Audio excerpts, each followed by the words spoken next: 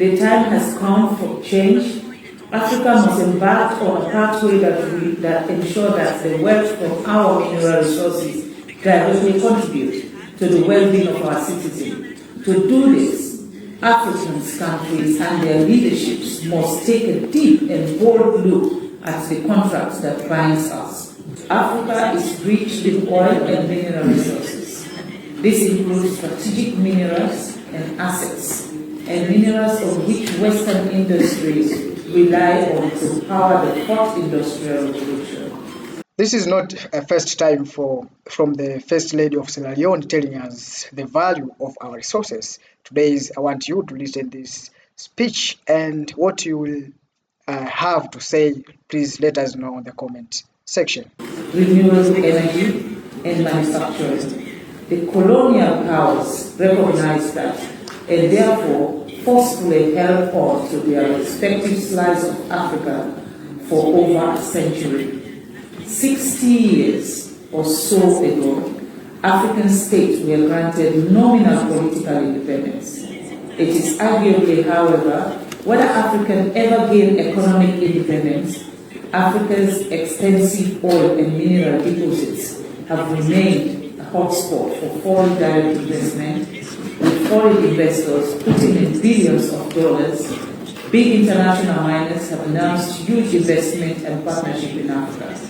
Some of these investors are not above board, and they are not interested in developing a patient, fair, and mutually beneficial relationship with African countries. The question therefore remains, are domestic African economies gain enough from these huge mining investment by extractors? To answer this question, we should look into the natural and value of relationship between these foreign investors and Africa. This inquiry is about the fair and just reappropriation of Africans' abundant natural resources. To my mind, it is about reclaiming Africa's economic sovereignty. It is about using our natural resources for the sole purpose of securing a prosperous future for our children in our respective nations. We have heard about a significant number of oil and mineral-related scandals in Africa, from our sub-region in the Mano River here, all the way to the Democratic Republic of Congo and further down to South Africa. There is a case of a French-Israeli billionaire mining magnate, 𝐒𝐞𝐞𝐲𝐬, who was convicted of bribing government officials in Guinea-Conakry with millions of dollars while trying to secure lopsided iron ore license in that country. The mines are at Simandou in southern Guinea, one of the poorest places in West Africa, but it holds the largest known iron ore deposits in the world, estimated at more than 2 billion tons of high-grade iron worth with billions of dollars. Mr. 𝐶𝐚𝐝 also held substantial kimberlite diamond mining license in my own country, granted shortly after our civil war ended in circumstances that were very obviously disadvantageous to Sierra Leone. In 2016, the Panama Papers revealed that through dodgy dealings, the 𝐶𝐚𝐝 group of companies operating the country's main diamond mines consistently undervalued Sierra Leone's diamonds when declaring them to authorities before export, robbing the country likely of tens of millions of dollars over the years. An investigation launched by the previous government of President Fatma was predictably inconclusive. There is another one, an older one, in another neighboring country, this time Liberia. In 2005, interim President Grant signed 81 contracts with all kinds of companies, many of them of very dubious backgrounds, even those not at all dubious, like the steel giant 𝐼𝐷𝐼. The agreements were totally non-transparent, and the terms were highly unfavorable to Liberians.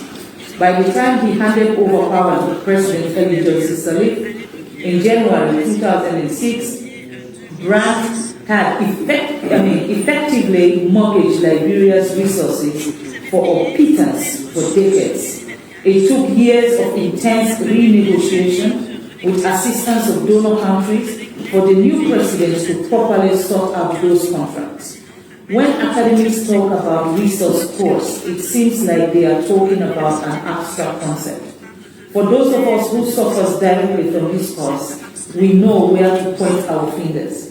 It is at corrupt and heartless foreign companies and billionaires conniving with corrupt local officials to deprive the vast majority of our very poor people of the resources to make their lives better.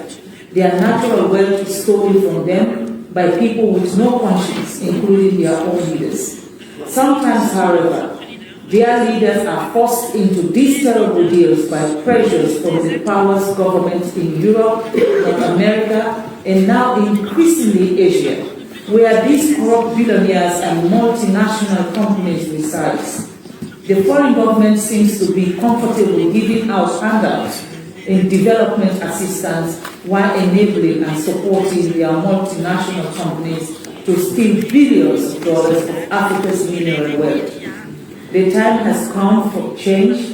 Africa must embark on a pathway that ensures that the wealth from our mineral resources directly contribute to the well-being of our citizens. To do this, African countries and their leaderships must take a deep and bold look at the contracts that binds us.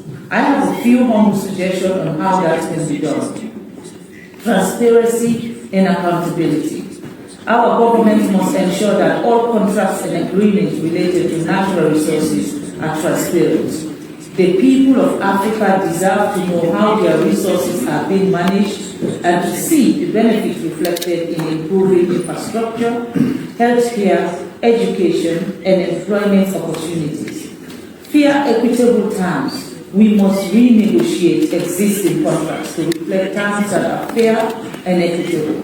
This means ensuring that the profit from our resources are shared in a way that supports sustainable development and economic diversification. Building local capacity. It is essential to invest in building local capacity for resource extraction and management by empowering our own people with the skills and knowledge needed to manage our resources. We reduce dependency on foreign expertise and ensure that more of the value chain remain within our borders. Unscaling women so that they are able to fully participate in the oil and mineral value chain must be at the heart of mining contracts. Environmental and sustainability. Our approach to resource management must also prioritize environmental sustainability. The exploitation of oil and mineral must not come at the cost of our environment and the health of our communities. Sustainable practices are not just a necessity, they are a responsibility we owe to future generations. Of particular importance to me is that African women experience environmental degradation differently. Women are primarily responsible for water, energy, and food security needs of their community. Sustainability fund must therefore be invested in supporting women to cope with environmental damages with alternative cooking energy technology, portable water supply, networks, and just agricultural transition that support food security in addition to community resilience. Therefore, renegotiated mining contracts must address women's economic empowerment. Gender equality and empowerment. Contract must address the yawning gender gap and extensive women's rights violation in the oil and mineral extraction chain. Gender responsiveness due diligence must be at the heart of these mining contracts. The oil and mineral contract should stipulate that the workforce is inclusive, women receive equal pay for equal work, women's voice are significant and heard in decision-making spaces. Also, distributed minerals, royalties, and taxes must be invested in responding to the priorities of women and into women's economic empowerment. Predominantly, male chiefs should not just be left to decide what to do with royalties. There are obviously more thoughts on this subject that will bring from conversation here today. While the reappropriation of our resources is primarily an African initiative, we also call upon our international partners to support this transition. It is in the global interest to see a stable, prosperous, and self-reliant Africa. We continue to seek partnerships that are fair and just and are based on mutual respect, shared benefit, and a commitment to sustainable development. I am sure that you can imagine a future where the wealth of Africa's natural resources fund our hospitals. Our wealth should fund our schools. Our wealth should fund our roads. I am sure that you can imagine a continent where every citizen benefits from the abundance of wealth beneath our feet. That vision is not only possible, it is within our reach.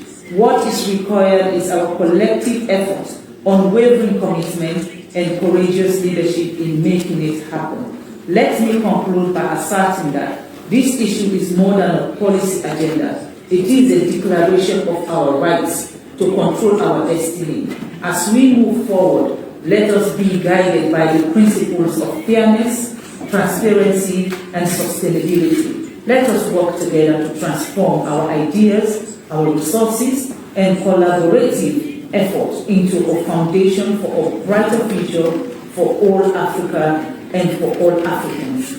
Thank you for your attention, and I look forward to fruitful discussion and action that will emerge from this significant gathering. May God bless you.